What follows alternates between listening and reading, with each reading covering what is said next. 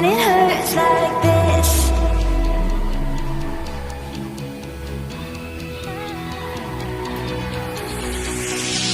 We climb the greatest heights, jump down and have a fight, and that's all we'll ever like, but that can never change my mind. When it's good, it's amazing. When it's bad, it's uneasy. Kamusta kayo, no? Masayang araw, masayang araw ngayong araw na ito. At tayo nandito ulit sa likuran ng aking mga ibunan, no? Kaso dadalawa lang yan, kaya mga ibon lang. Okay. Salamat pala sa mga nag-subscribe sa akin. Gusto ko na magpasalamat sa inyo lahat kasi naka 1K na tayo.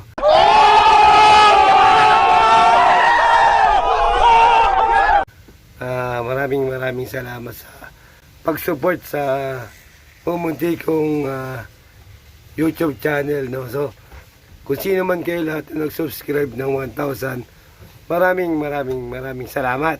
Okay, na? So, ayoko na ng topic na kailangan mas maganda, magkwentuhan na lang tayo, no? Ang ating topic, ayan ha. Ang topic natin ay ang gender ng African lovebird, no? So, pag pinagpaparis natin yung ating African lovebird, nagugulan tayo kung babae ba siya o lalaki, no? So, ipapakita ko sa inyo guys kung ano yung mga physical at physical characteristic ng hen and cock, no? So, yun. Then, at saka yung behavior nila, guys. Pagkukwentuhan din natin kung ano ba yung behavior ng hen at cock. Kasi, mapapansin mo yan, guys. Pag pinagpaparis nyo yung ibon nyo, habang tumatagal, mapapansin nyo yung mga behavior ng cock at saka hen. No? Ito yung cock at ito yung hen. Ganon guys, no? So, huwag na natin patagalin yung kwentuhan natin, no? Tara't simulan na natin kung ano yung ating mga napansin, kung ang mga characteristic ng behavior at physical characteristic ng isang African lovebird. Ayan. Pero disclaimer lang to guys, ito ay base at hango lang, no? Hango lang sa experience, no? At pagmamasid-masid sa paligid. Okay guys, yan. So, simulan na natin, okay? Okay. Sa ano natin, pagbasihan natin sa characteristic, sa behavior muna ng isang hen. Yan. Ito, yan, hen yan. Nakita nyo? So, nakita nyo na yung hen. Yan. Ang number 1 na characteristic ng isang hen ay mapapansin nyo pag pinarisan nyo na isang cock, na isang ibon na African lovebird, ay pag nilagay nyo sa isang kulungan ay matapang. What the fuck? Siya yung nangahabol. So, nagdodominant dun sa dalawang pair na pinagpaparis nyo. Siya yung laging matapang. Kasi, based lang din to sa aking mga experience at na obserbahan, no? Kaya disclaimer lang, no?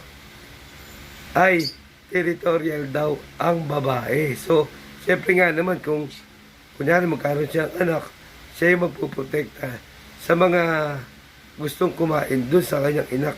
Kaya siya ay matapang, no? So, napaka-aggressive ng hen na African lovebird. Yan yung number 1. Okay, yan ang behavior niya. So, punta tayo sa pangalawang behavior ng isang babae. Ito mapapansin nyo guys, siyempre excited tayo magkaroon ng itlog at inakay ng ating African lovebird. So, lalagyan natin siya ng sanga ng malunggay, no? So, siyempre paglagay natin doon, mapapansin nyo, ang unang magkukot-kot doon sa malunggay ay mga babae. Mapapansin nyo, siya yung kukot-kot doon sa sanga ng malunggay. Siya yung masipag maghakot. Yan. Siya yung masipag magkut-kut. Tsaka pag nagkut-kut yan guys, mapapansin nyo. Mula doon sa dulo ng tangkay hanggang sa dulo ng tangkay, ganun niya kukut-kutin yan. Yan. Pag nakut-kut niya, gayang dire-diretso. Hanggang sa mapanipis niya na parang hibla ng buhok ng isang tao. Ganun guys. Tapos, siya yung masipag maghakot ng mga nesting materials doon sa nest box guys, no? Yun ang characteristic niyan. So yun guys, yun yung pangalawang characteristic ng isang babae. Okay guys. Tapos guys, ito ang characteristic ng isang babae.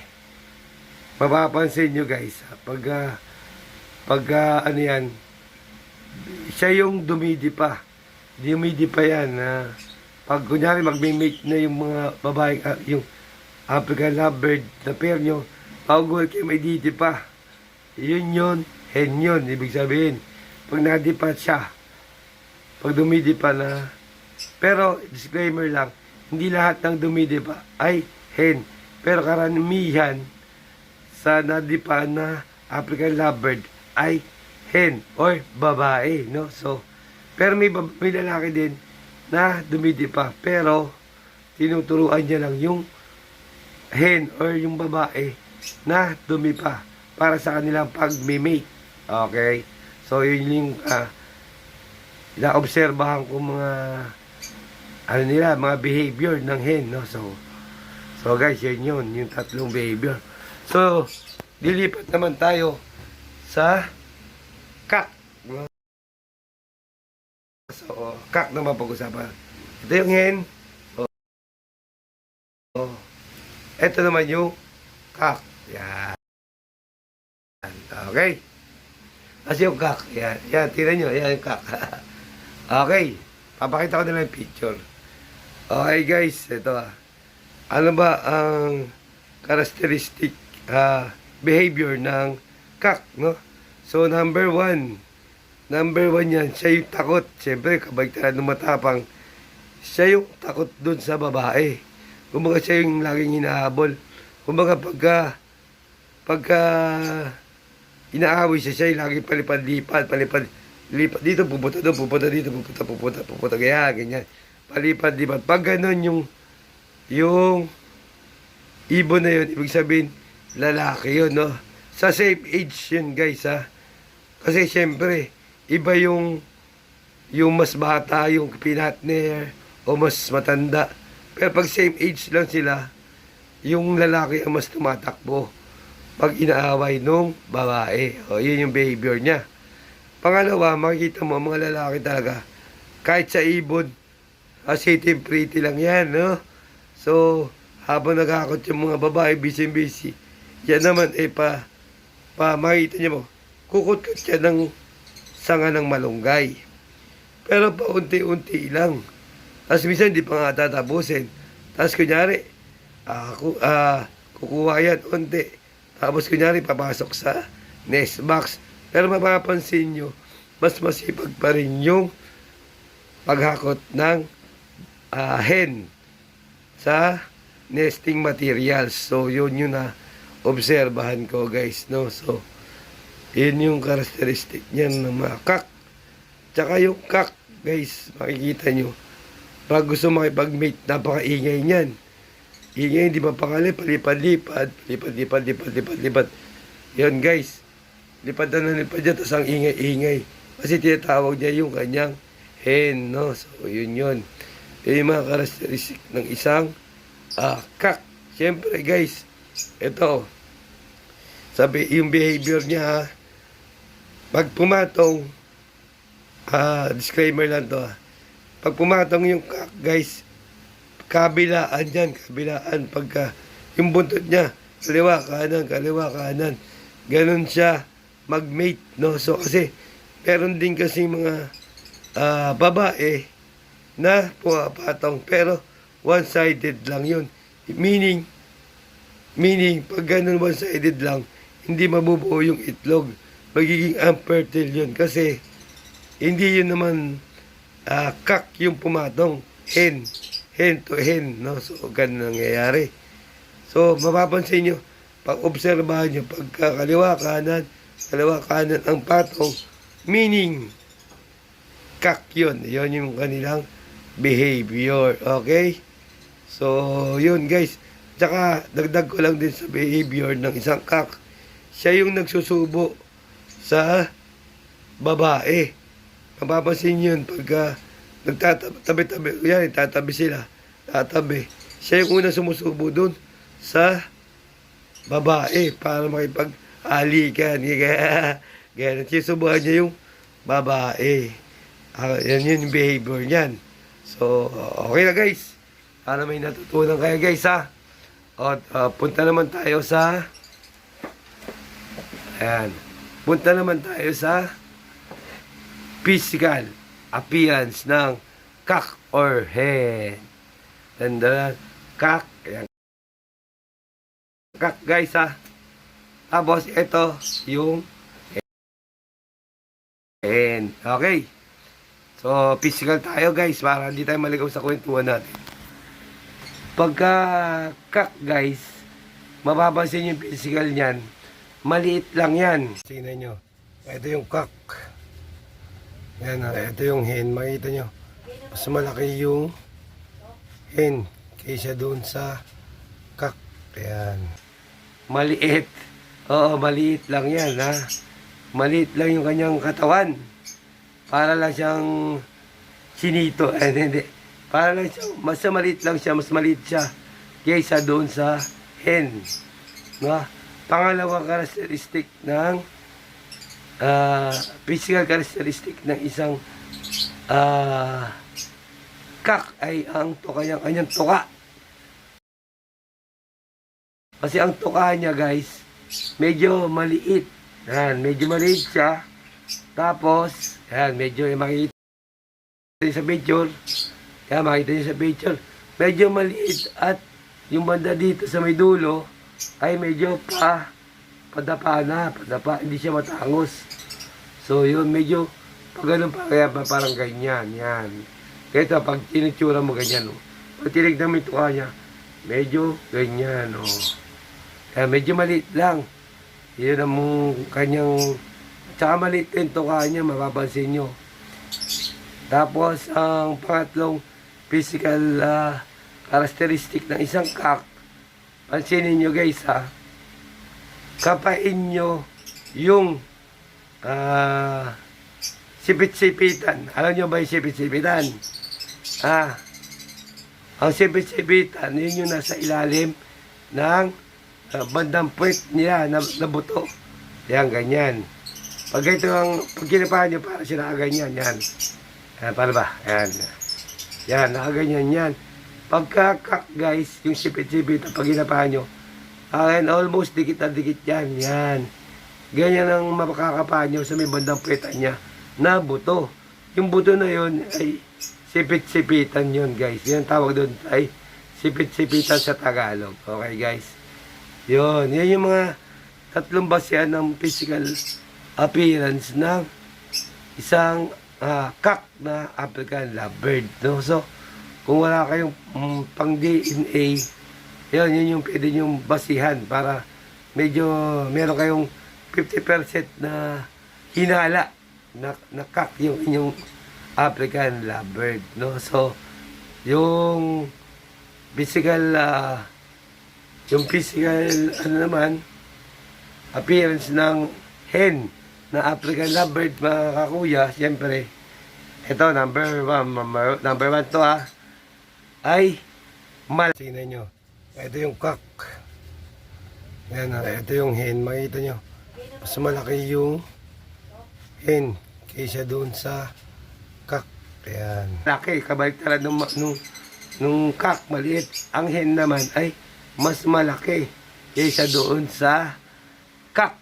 Yun, yun, no? So, yung kanilang pagkakaiba, guys. Ingay ng ibon natin. Pangalawa, ang pangalawa naman na physical appearance ng hen natin ay syempre dun din sa tuka. Yung tuka niya mas malapad. Malapad yan, guys. Malapad yung tuka niya. Yan, makikita niyo sa picture. Malapad. Tapos yung tangos, malapad yan, guys. Yung patusok niya mula dito hanggang doon sa dulo ng noo, makita niyo yung hams niya patusok. Kaya patusok yun na ganun. Mahaba. Kasi yung ginagamit niya pantuka doon sa sanga ng malunggay para makagawa ng nesting materials. At saka, siyempre, kailangan mas malaki talaga yung tuka ng African lovebird natin kasi para pag sinubuan sila, sakop na sakop nila yung pagkain. Yan. Disclaimer lang yun guys ha.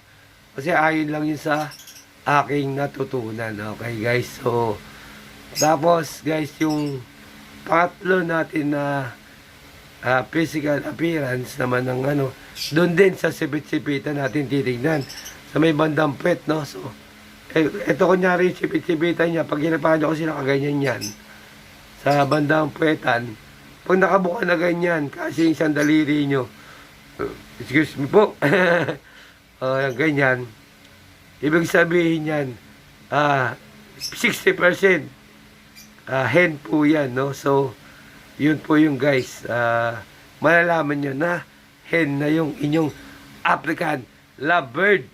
Okay, so yun guys pero excuse me po, pero kung gusto nyo talaga na malaman na yung talagang gender niya, syempre magpa-DNA kayo kung may pera kayo, diba? Pero kung wala, kung gusto nyo lang medyo makampante sa pag-iibon nyo na ay kakto, ay hento, ay try nyo lang sundan yung aking mga pizza sabi para may basihan kayo. Ayun, okay guys, so hanggang dito na lang ang ating pagbablog, no? So sa shoutout na naman tayo at salamat pala ulit sa 1,000 subscriber ko dyan guys maraming salamat.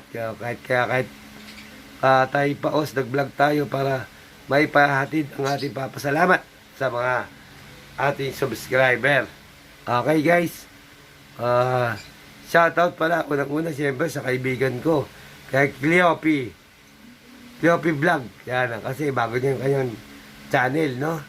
Tapos siyempre kay Cardo Dalisay, ang malupit na rider.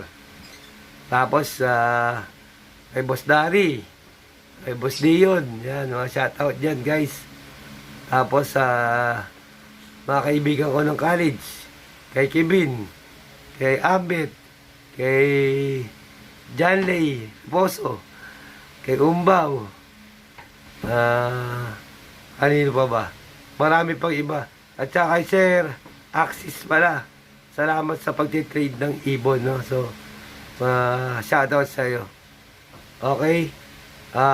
Yun lang. Hanggang sa uli natin pagbablog. Medyo mahaba na. Ito ang inyong Kuya Randy. Paalam na. Hasta la vista. Tweet.